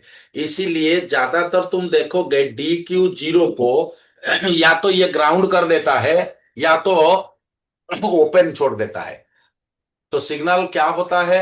फुल फॉर्म होता है ZQ का मतलब हो गया इम्पीडेंस, इम्पीडेंस कैलिब्रेशन। Z का मतलब होता है इम्पीडेशन, इम्पीडेंस, और CQ का मतलब होता है कैलिब्रेशन। सो ZQ0 एक पिन होता है जो DRAM के चिप के अंदर एक डाई टर्मिनेशन यानी कि ये ODT और इम्पीडेंस मैचिंग के लिए यूज किया जाता है। अब ये कौन सा बला आ गया इम्पीडेंस मैचिंग?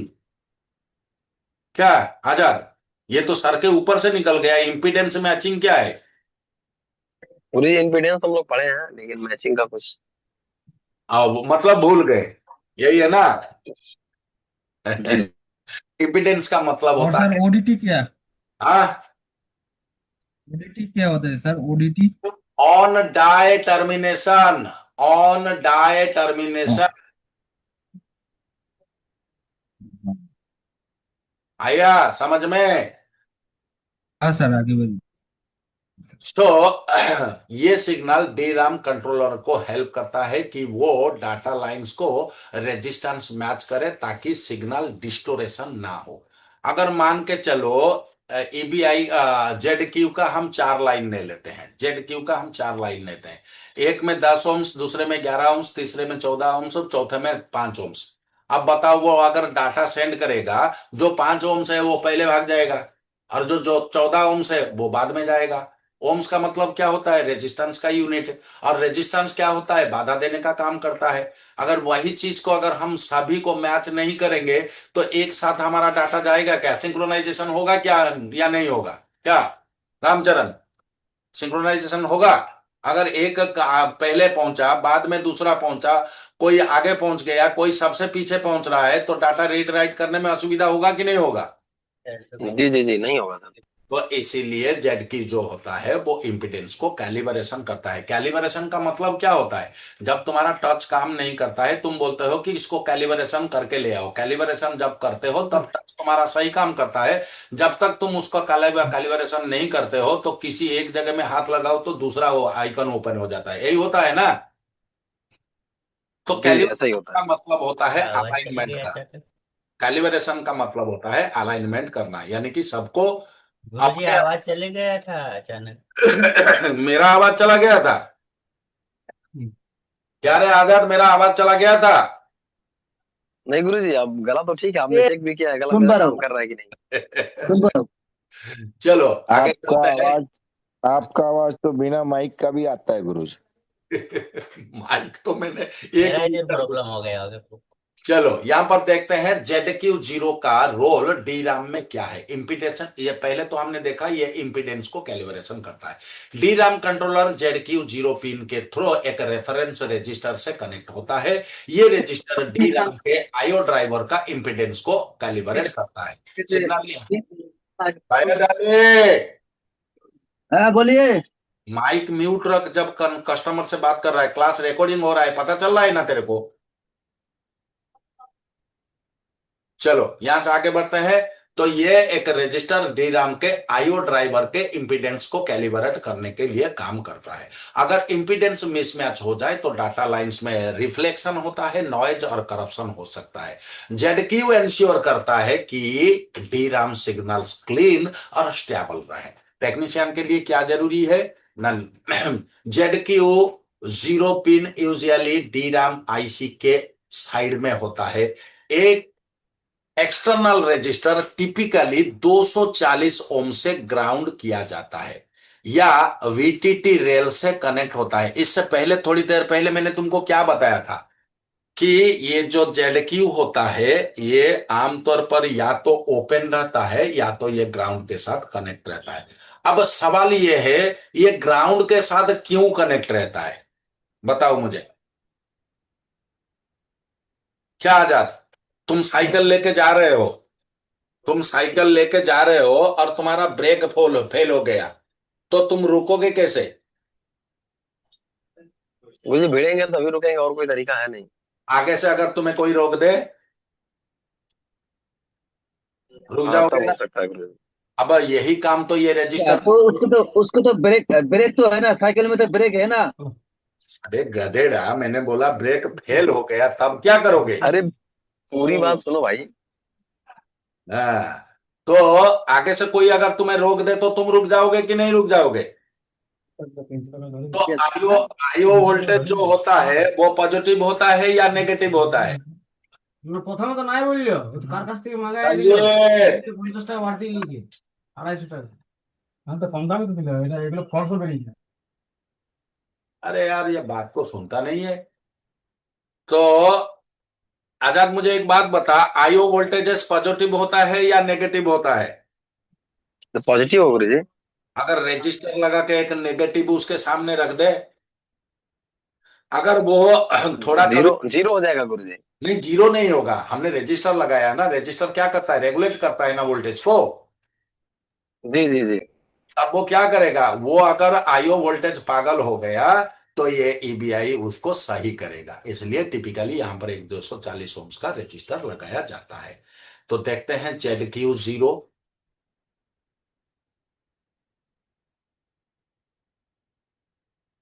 यहां से कॉपी करते हैं, इसको लेते हैं यहां पर पेस्ट कर देते हैं, है क्या, गुरुजी,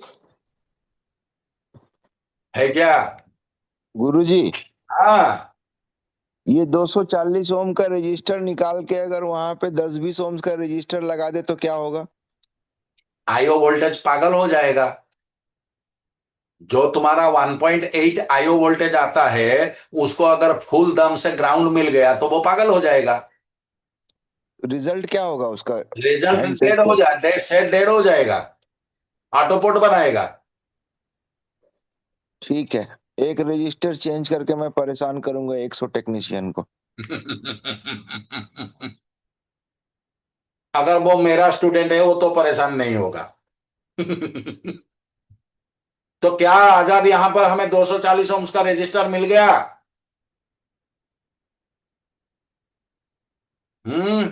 मिला कि नहीं मिला ZQ0 में। जी जी मिला सर। चलो आगे बढ़ते हैं। तो जो एक एक पॉइंट मैंने लिखा है, कोई भी एक, हाँ, इसको हमने उठाया, उठा के इसमें से हम लोग देख रहे हैं। सो जेड की पिन यूजुअली DRAM आईसी के साइड में होता है और एक्सटर्नल रजिस्टर टिपिकली 240 ओम से ग्राउंड या VTT रेल से कनेक्ट कर दिया जाता है। फॉल्ट सिम्टम्स क्या है, अगर ZQ0 रजिस्टर मिसिंग या शॉर्ट हो जाए, DRAM अनस्टेबल हो जाता है, फोन रैंडम रिस्टार्ट करता है, फ्रीज या बूट फेल हो जाता है।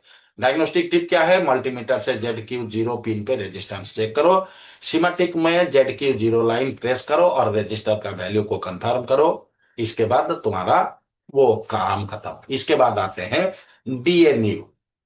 DNU, और ये कौन सा चीज होता है, इसको यहां से कॉपी करते हैं, चलते हैं सीमेटिक में, डालते हैं DNU।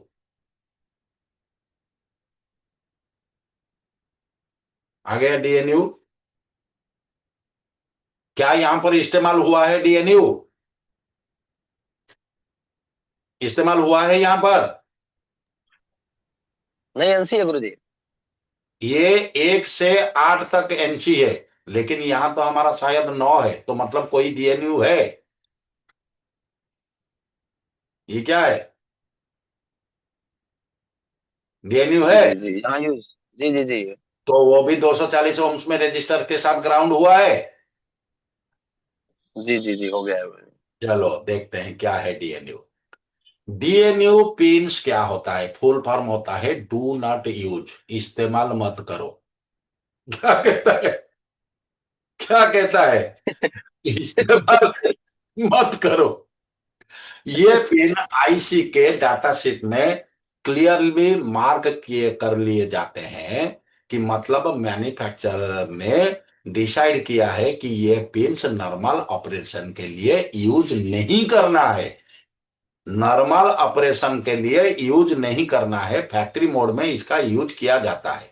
सेफ्टी रीजन क्या है, कुछ DNU पिंस इंटरनली ग्राउंड या फिक्स्ड वोल्टेज से होते हैं, 240 ओम्स रजिस्टर के साथ इनको ग्राउंड किया जाता है। ये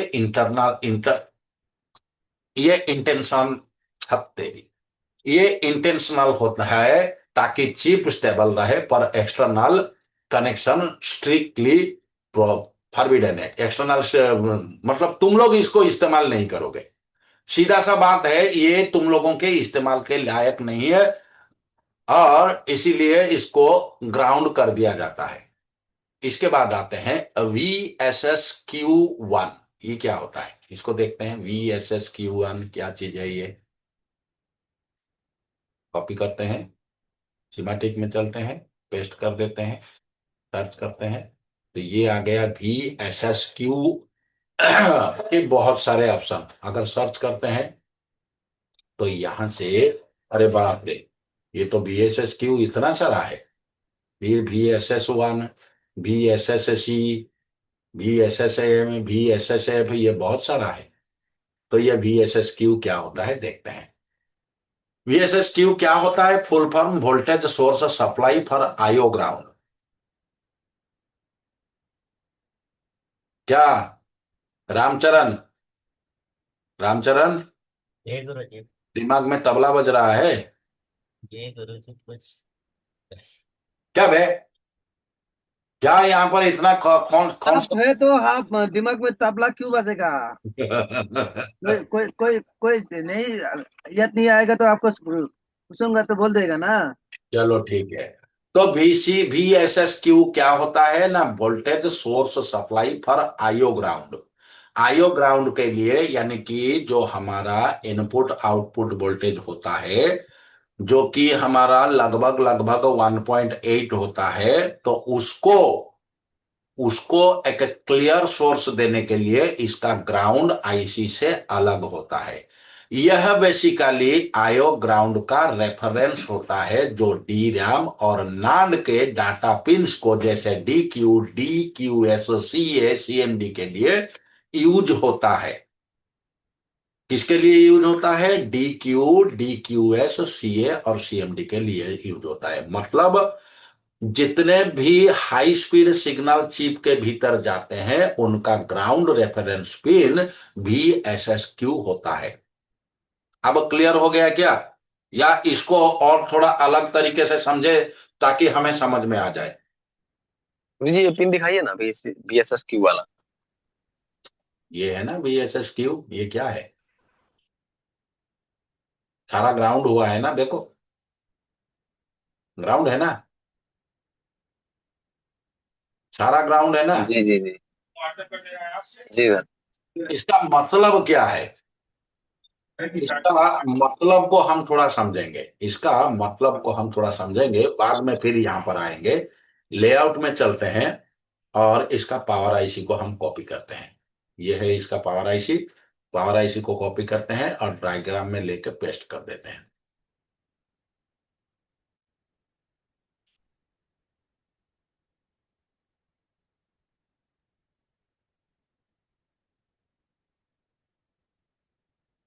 यहां पर देखते हैं, यहां पर जरा देखो, VDD-S1, ये S1 वोल्टेज को बनाएगा। S1 का इनपुट है कि नहीं है? जी जी। लेकिन उसी S1 इनपुट को बनाने के लिए क्या S1 के लिए ग्राउंड भी अलग से गया है या कॉमन ग्राउंड को डाला गया है?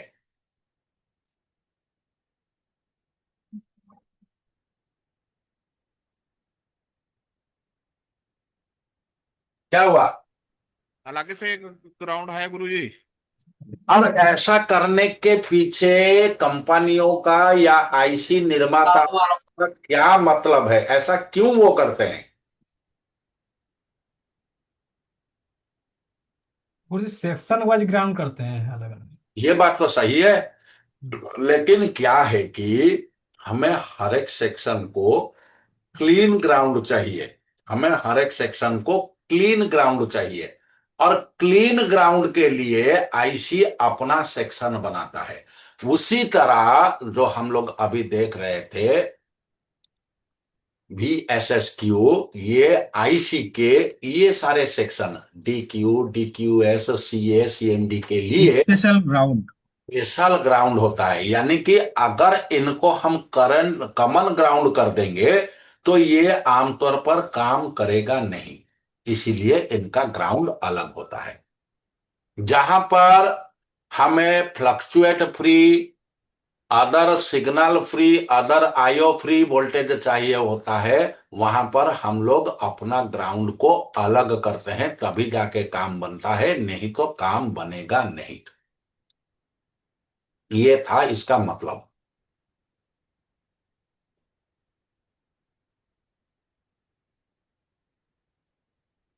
तो यहां तक समझ में आ गया। DQ, सॉरी, VSSQ क्या है, समझ में आया? जी जी जी गुरुजी। तो VSSQ का रोल क्या है? सिग्नल रेफरेंस डाटा लाइंस को DQ, DQS और कमांड एड्रेस लाइन के CA, CMD के लिए एक क्लीन ग्राउंड रेफरेंस प्रोवाइड करता है, नॉइज को रिडक्शन करता है। हाई स्पीड बस में अगर ग्राउंड रेफरेंस अलग हो जाए तो सिग्नल करप्ट हो जाता है। VSSQ इंश्योर करता है कि IO सिग्नल स्टेबल है और नॉइज फ्री होना चाहिए। Separation from core ground VSS DRAM नांड के अंदर दो ग्राउंड होते हैं, एक होता है VSS जिसको कोर सर्किट यानी कि लॉजिक कंट्रोल के लिए इस्तेमाल किया जाता है, दूसरा होता है VSSQ यानी कि ये IO ड्राइवर्स के लिए होता है। ये IO ड्राइवर्स के लिए होता है और VSS जो है वो लॉजिक कंट्रोलर के लिए होता है। इसे सेपरेशन से नॉइज आइसोलेशन हो जाता है, यानी कि VSS को VSSQ के साथ अगर अलग कर दिया जाए, दोनों अलग होने के कारण इसमें आइसोलेशन हो जाता है, यानी कि अलग अलग हो जाते हैं। आइसोलेशन का मतलब होता है अलग अलग, अकेला अकेला हो जाते हैं, और अकेला होने के कारण इसमें ग्राउंड जो है वो नॉइज फ्री हो जाता है। VSS क्या है? फुल फॉर्म होता है वोल्टेज सोर्स सप्लाई या सोर्स टू सोर्स, जो कि ग्राउंड के नाम से जाना जाता है। मॉसफेट में कितना पिन होता है? मॉसफेट में कितना पिन होता है? 3 गुरुजी। एक हो गया ड्रेन, एक हो गया सोर्स, एक हो गया गेट। Source, gate. तो ड्रेन जो हो गया वो पॉजिटिव, इसीलिए हम लोग VDD कहते हैं। सोर्स हो गया तुम्हारा नेगेटिव, इसीलिए हम VSS कहते हैं। और गेट जो हो गया वो कंट्रोलर पिन हो जाता है। तो जहां पर VCC आया, वोल्टेज कलेक्टर टू कलेक्टर, यानी कि वहां पर ट्रांजिस्टर का इस्तेमाल हुआ है। जहां VDD आया वो हो गया वोल्टेज ड्रेन टू ड्रेन, यानी कि वहां पर तुम्हारा मॉसफेट का इस्तेमाल हुआ है। और जहां पर VEE आया वो वोल्टेज एमिटर टू एमिटर होता है, वो ग्राउंड होता है ट्रांजिस्टर के लिए। जहां VSS आता है वो हो गया वोल्टेज सोर्स टू सोर्स, वो होता है तुम्हारा ग्राउंड मॉसफेट के लिए। VSS का रोल क्या है? Core ground reference CPU DRAM नांड के अंदर जितने भी लॉजिक गेट्स और ट्रांजिस्टर होते हैं उनका रेफरेंस ग्राउंड होता है VSS। नॉइज आइसोलेशन क्या है? VSS और VSSQ अलग अलग होने से IO noise core logic core को डिस्टर्ब नहीं करता है। यानी कि ऐसे समझ लो, हम एक पिंजरे में सांप को भी डाल देंगे और नेवला को भी डाल देंगे, अब क्या होगा बताओ? लड़ाई छोड़ के और क्या होगा? अगर दोनों के बीच में और एक कोर डाल देंगे, एक दीवार डाल देंगे, तब क्या होगा? तब दोनों अपने अपने अलग अलग रहेंगे। बस वही चीज होता है VSS और VSSQ। सो VSSCA क्या है? VSSCA क्या होता है? Full form voltage source supply ground from column address. ये बेसिकली ग्राउंड रेफरेंस होता है कॉलम एड्रेस के लिए। मतलब जितने भी EBI-CA लाइंस होता है उनका जो ग्राउंड पॉइंट होता है वो VSSCA होता है। VSSCA का रोल क्या है? Signal reference CA lines address को एक क्लीन ग्राउंड चाहिए ताकि टाइमिंग और लॉजिक सही रहे। VSSCA उनको डेडिकेटेड ग्राउंड प्रोवाइड करता है, नॉइज आइसोलेशन करता है।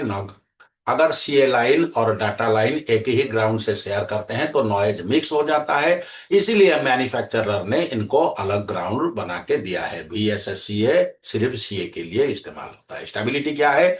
अगर VSSCA ट्रैक ओपन हो जाए तो नांड और DRAM एड्रेस डिकोड गलत हो जाता है, रीड राइट फेल होता है या बूट एरर होता है। VSS का काम क्या होता है?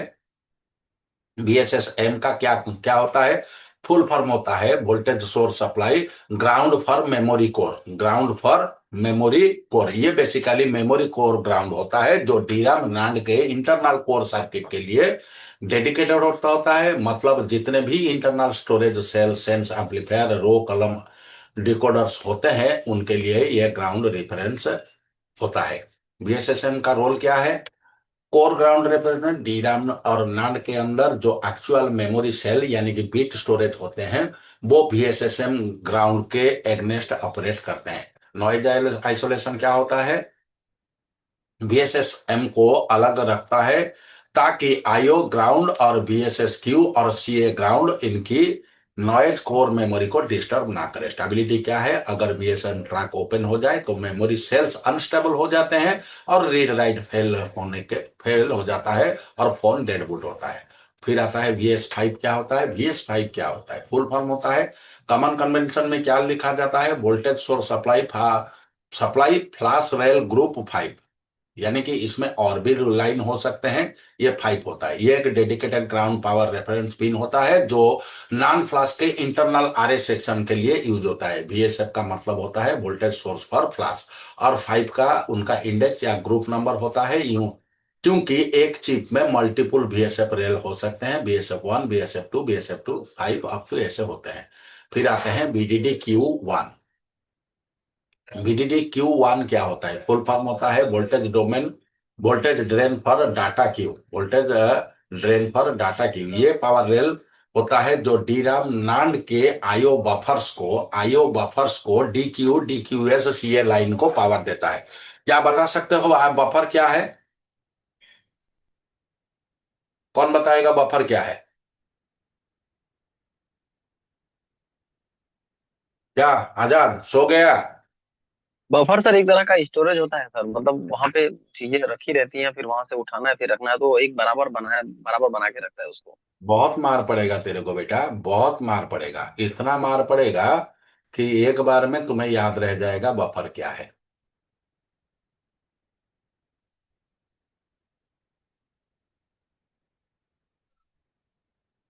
एक बार 0 एक बार 1, वो कंटिन्यू प्रोसेस में रहेगा तो बफर कहता है।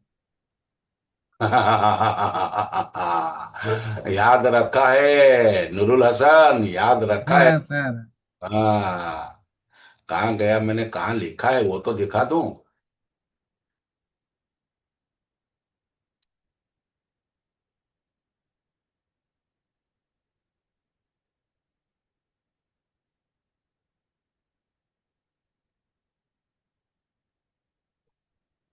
क्या लिखा है मिस्टर आजाद कुमार? जी गुरुजी। पढ़ो पढ़ो पढ़ो पढ़ो। There is no matter how much. Not gets are taken in use, but if the numbers of not get are even numbers, then this series of not gets works as buffer. Buffer. यानी कि buffer हम किसको कहेंगे?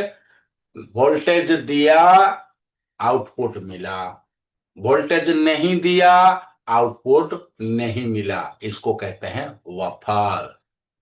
Voltage दिया, output मिला, voltage नहीं दिया, output नहीं मिला, तो इसको कहते हैं बफर। समझ में आया? जी जी जी।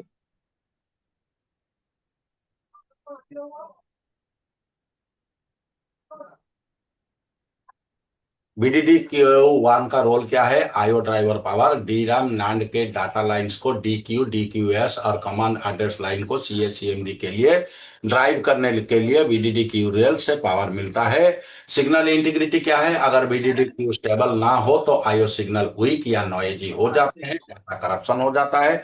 इसमें वोल्टेज लेवल क्या होता है? टिपिकली 1.8, 1.2 या 0.9 डिपेंडिंग ऑन LPDDR जनरेशन। ये वोल्टेज तुम्हारा LPDDR जनरेशन के ऊपर निर्भर करता है। क्या मैंने तुमको बताया था कि हर एक LPDDR का जो वर्जन होता है, हर वर्जन में इनका वोल्टेज अलग अलग हो जाता है? बताया था। जी जी बताया गुरुजी। तो इसीलिए ये वोल्टेज 1.8 हो सकता है, 1.2 हो सकता है, 0.9 हो सकता है। ये तय करता है कि हमारे जो रैम लगा है उसका जेनरेशन क्या है। जेनरेशन 1 है, जेनरेशन 2 है, या अप टू जेनरेशन 5 है। जेनरेशन 1 है तो ये 3 वोल्टेज लेगा, जेनरेशन 2 है तो वो 1.8 से 2.8 लेगा, जेनरेशन 3 है तो 1.2 से 1.8 लेगा, अगर जेनरेशन 4 है तो वो 1.2 लेगा, अगर जेनरेशन 5 है तो वो 0.9 से 1.1 वोल्टेज लेगा। ये वोल्टेज डिसाइड करता है कि आईओ सिग्नल्स की लॉजिक लेवल पे काम करेंगे। इसके बाद देखते हैं VCC। VCC1 क्या होता है? फुल फॉर्म होता है वोल्टेज कॉमन कलेक्टर। ये रेल 1 है। ये basically main core supply rail होता है जो नॉन फ्लैश और DRAM के इंटरनल लॉजिक सर्किट को पावर देता है। एक का मतलब है कि चिप में मल्टीपल लाइंस हो सकते हैं, VCC, VCC1, VCC2। तो ये पहला नंबर का लाइन, ये इनकी ग्रुप का पहला नंबर। VCC1 का रोल क्या है? कोर पावर सप्लाई, नांड और डीराम के अंदर लॉजिक ब्लॉक्स को कंट्रोलर रो, कलम, डिकोडर, सेंस एम्पलीफायर को VCC1 से पावर मिलता है। स्टेबिलिटी क्या है? अगर VCC1 मिसिंग हो जाए तो चिप बिल्कुल डेड हो जाता है, क्योंकि कोर सर्किट को पावर नहीं मिलेगी। वोल्टेज लेवल क्या है? 3.3, 1.8 या 1.2 डिपेंडिंग ऑन चिप का जनरेशन। ये PMIC के रेगुलेट सप्लाई होता है। VCC यहां तक रहने दो, बाकी का जो रहा कल क्लास करेंगे। क्या बोलते हो? जी जी सही है गुरुजी। क्योंकि एक दिन में सब कर लेंगे तो कोई फायदा नहीं गुरुजी होगा। हाँ जी, मैं तो बाद में आया, लेट हो गया। वो तो यूट्यूब पे मिल जाएगा। यूट्यूब पे वीडियो मिल जाएगा। पार्ट 1 ऑलरेडी यूट्यूब पे अपलोड है, पार्ट 1 देख लेना, और पार्ट 2 हाँ भी पार्ट 1 देखा। अभी 2 लोड हो जाएगा, कल 3 भी लोड हो जाएगा। ये कंटिन्यूअस अनकट रहेगा गुरुजी, अनकट रहेगा या? क्या? हाँ मैं मतलब अनकट रहेगा या काट, वो कुछ एडिट करके ना शायद। ना ना ना, अनकट रहेगा, कुछ भी कॉट नहीं होगा, क्योंकि कुछ भी अगर कॉट हम करेंगे तो बेकार में समझने में दिक्कत होगा। ये अनकट रहेगा, पूरी तरह से कंप्लीटली यूट्यूब पे अपलोड होगा। eMMC खत्म होने के बाद CPU आएगा, CPU खत्म होने के बाद SDR जो अभी नए 5G मोबाइल पे लग रहा है उसके ऊपर भी क्लास आएगा। और ये हफ्ते भर अभी पूरा बिल्कुल ऐसे ही क्लास चलता रहेगा, हर रोज 10:30 के 11 बजे के भीतर। ठीक है? अभी ये बिल्कुल फ्री है, जिनको जुड़ना है फ्री में मिलता है, ले लो। फिर क्लास गुरुजी ये गुरुजी सैमसंग के EDL क्यों ब्लॉक किए जा रहे हैं गुरुजी?